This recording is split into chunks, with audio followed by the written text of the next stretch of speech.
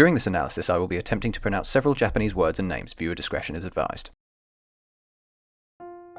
Kiki's Delivery Service is a magical coming-of-age story depicting the struggle felt when a young person leaves home to exist independently. The titular character Kiki is a 13-year-old girl beginning her training to become a witch by leaving home for a year. Although her purpose has ultimately been crafted by her mother's tradition, she is certainly her father's child also. For example, his clumsiness has been passed down to Kiki whenever we see her trying to fly rather haphazardly in the opening and closing of the film. This idea of passing down wisdom and traits cuts to the core of what the movie is all about. I see Kiki's Delivery Service as an adult's teachings of hardship transmitted down to younger generations through the plot. Although it is obviously a film with children being its target audience, it is just as entertaining to watch as an adult. Kiki lives the mundane life most adults are acquainted with in some way or another, so there's a level of relatability that resonates from shots such as this one, and it's quite beautiful to see such a young child experiencing life as an adult. For I too remember being a child and yearning for the idealistic liberation experienced during maturity. I can attest to the idea of the film being for all ages because I went and saw the theatrical adaptation of Kiki's at London's Southwark Playhouse last year. Although the performance itself was fairly strange and limited in production, it was intriguing to note just how varied the audience was in age. And I don't just mean parents sitting with kids, there were adults sat in the audience too without children, the age range of which spanned from young to elderly. The city in which Kiki moves to was influenced by European cities. The producers of the film visited several, but the main inspiration for the architecture was Stockholm. The fictional city has a Mediterranean coast on one half and a Scandinavian city on the other. Kiki's Delivery Service is set in a make-believe 1950s where the Second World War never happened. Consciously retro, the town has old-fashioned bread ovens, airships from the 1930s,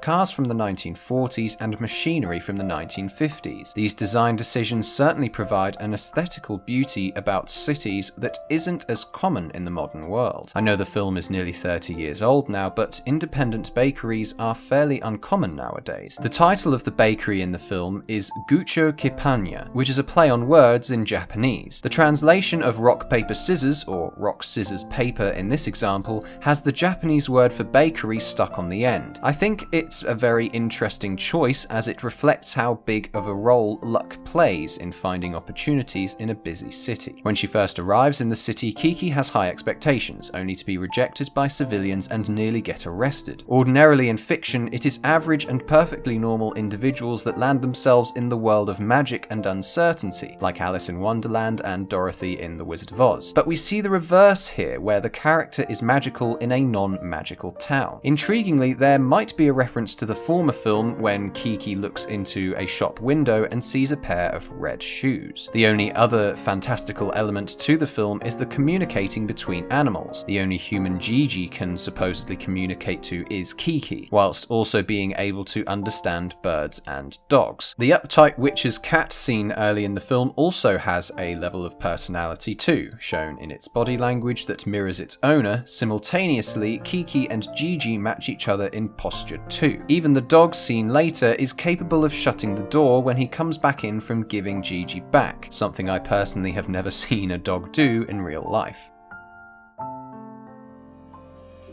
One of the lessons passed down from the creators is overcoming adversity with determination and perseverance. This is an aspect of the hero's journey that Kiki undertakes in the narrative. For example, on her deliveries, she encounters potential obstacles such as ungrateful children, bad weather, and the forces of nature, such as the crows. She ultimately has the choice whether to just give up on the whole adventure, the temptation of which is embodied in Gigi's dialogue. However, by persisting with delivering the fake cat in a cage and the bake in the rain, her negative experiences result in her gaining positive ones later on, like her holiday with Ursula would never have happened if she hadn't gone back into the woods to retrieve the stuffed cat. All of the lesser characters display uniqueness in their characteristics too. For one thing, they are all extremely memorable. From the annoying brat who Kiki delivered the bake to, her friendly manager and her silent husband, even Tombo, the flight enthusiast, provides an excellent example of a unique individual. Although this unfortunately works to Tombo's detriment after riding his bike with Kiki, as he can't talk about anything other than himself and his obsession with flying. Kiki then interprets this as him only being attracted to her ability to fly, not her as an individual. This then causes her to temporarily lose her powers, naturally as a result of betrayal. When she is unable to talk to Gigi, it becomes clear that Kiki's independent lifestyle is making her lonely and overworked. Leaving the nest, so to speak, is an emotional process for any young person to experience, especially as she has no real friends she can turn to in the city. When Kiki spends time with Ursula, she is able to reconnect with her peaceful countryside roots. Ursula reassures Kiki that artists lose their spark just like witches lose their powers, which is a nice analogy for understanding why Kiki loses her powers in the first place. Now, of course, the twist in the story is that even after regaining the ability to fly, Kiki remains absent of the ability to understand Gigi. For those unaware, there are two dubbed versions of Kiki's delivery service, one from 1998 and another released in 2010. In the latter, Gigi actually speaks words at the end of the film, which doesn't appear in both the original Japanese version and the 1998 dub,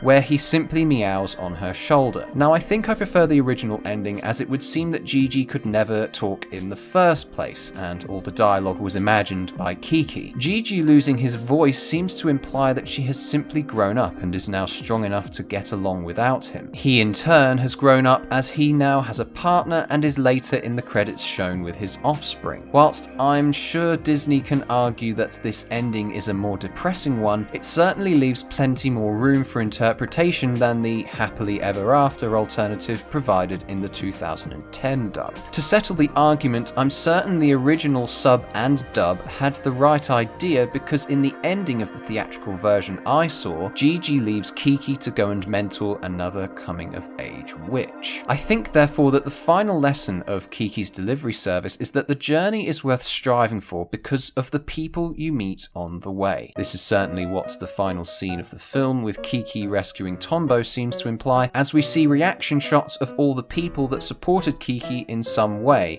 all watching her in her most heroic moment, either in real life or on TV. However, it's not just these people that are watching Kiki now. The whole city is watching. Compared to when Kiki first arrives in the city, she is now put on the spotlight for everybody to see, and to finally prove not just to the city but to herself what she is capable of, thus making the city more accepting of who she is and the good that she will ultimately bring about.